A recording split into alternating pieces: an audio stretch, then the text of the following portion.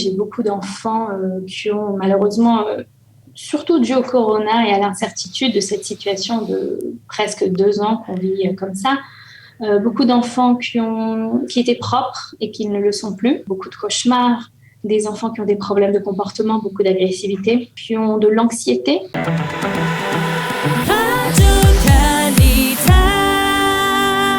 Elle s'appelle Judith Lévy, elle est conseillère pour la petite enfance, elle est spécialiste des différents comportements, des difficultés sociales des parents, des enfants.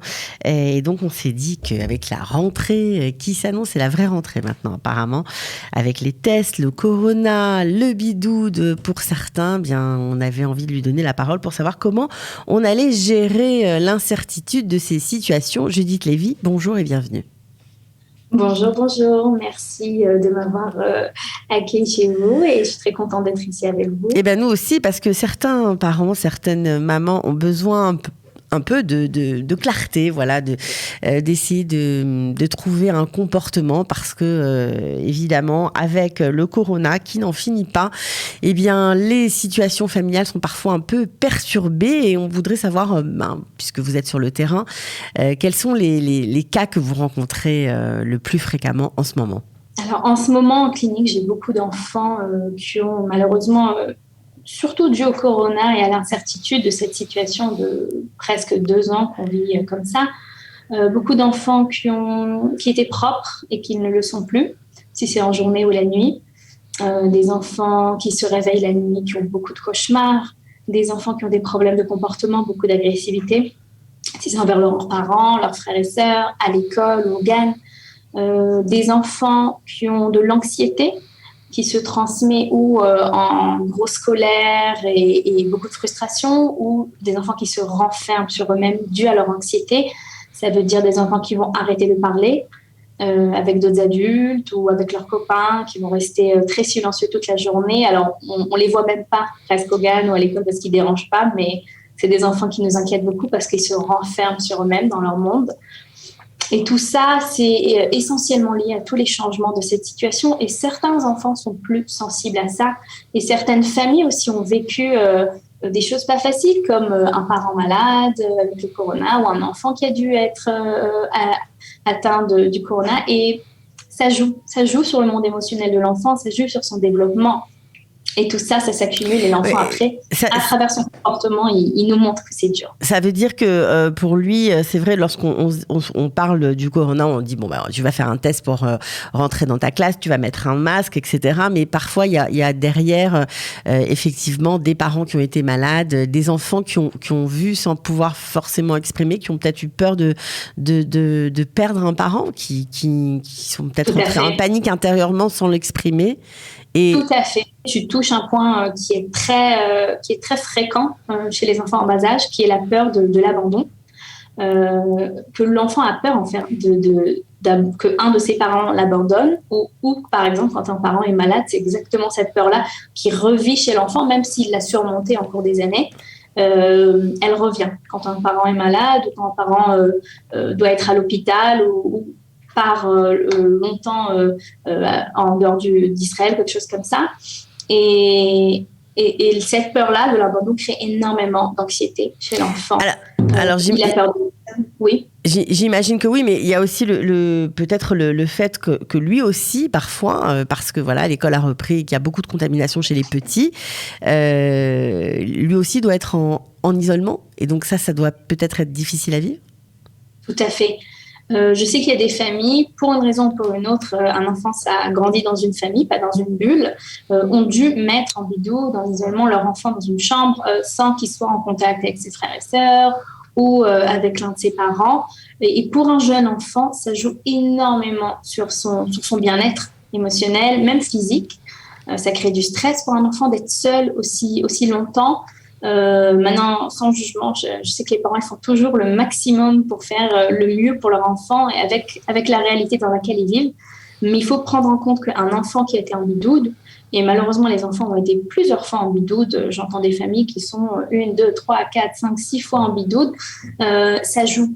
Il y a des nouvelles craintes qui se créent, on voit les enfants qui ont des cauchemars, on voit des enfants qui ont du mal à se séparer le matin parce qu'ils ne savent pas qu'est-ce qui va se passer et ils se sentent moins rassurés la relation parent-enfant qu'ils avaient avant, qui était leur source pour être rassurés et en confiance, elle commence à être moins stable, moins forte parce qu'ils s'éloignent physiquement et émotionnellement et on a besoin de les aider. Mhm. Alors, est-ce qu'on doit faire quelque chose? Est-ce qu'il y a peut-être une routine à mettre en place? Si routine est encore un mot qu'on peut utiliser dans ces situations, ça paraît un peu compliqué, mais bon, comment on peut les aider? C'est une très bonne question. Je pense que même si notre vie d'adulte, elle est pleine d'incertitudes, nous, on arrive à la supporter quand elle est comme ça.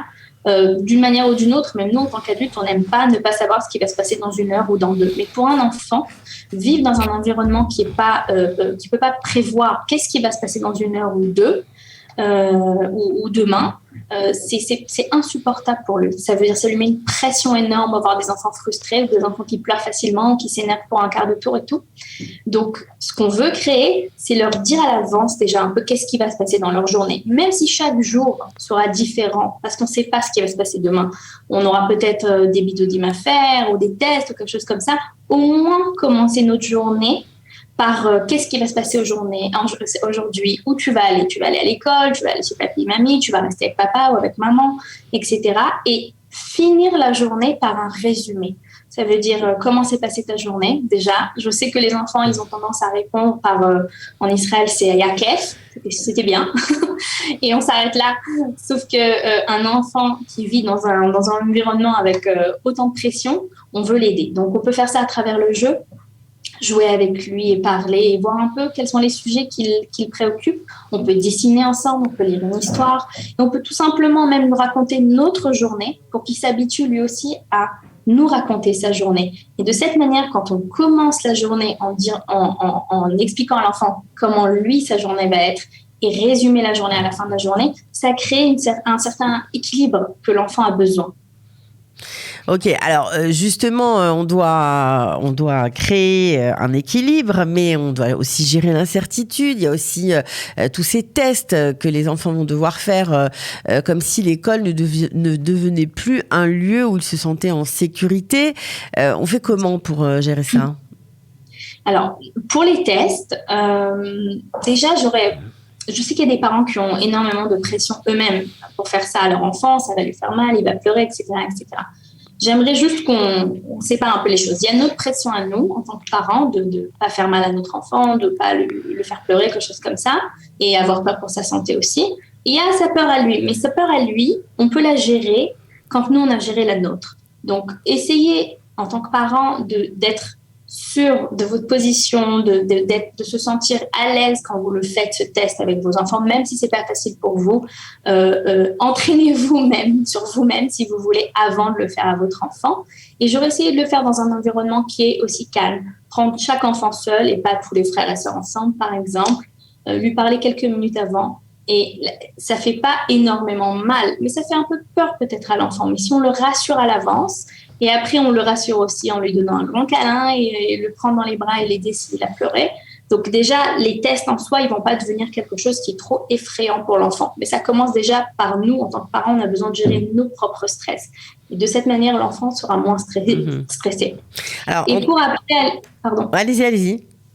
Pour après, à l'école, je pense que l'idée de tout ce qui est mettre les masques, alcool gel, etc., et les séparations des classes, etc., c'est un moyen de parler avec notre enfant et le rassurer que l'école, et nous, en tant que parents, on utilise tous les moyens nécessaires pour être sûr qu'il est en bonne santé, pour le protéger. Ça rassure un enfant. On lui dit qu'il doit mettre son masque pour qu'il soit protégé, il doit se laver les mains, il ne doit pas partager sa nourriture avec ses copains, etc., etc. Tout ça pour être protégé. On va prendre le côté positif pour rassurer l'enfant et pas mettre le stress sur lui, encore une fois, que c'est dangereux dehors, le monde dehors est plein de virus et tout ça, donc mets un masque. Non, on va lui dire que c'est un moyen de garder, le garder en bonne santé.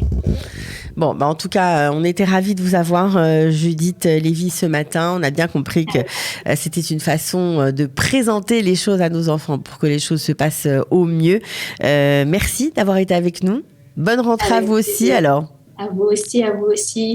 Au revoir. Ciao.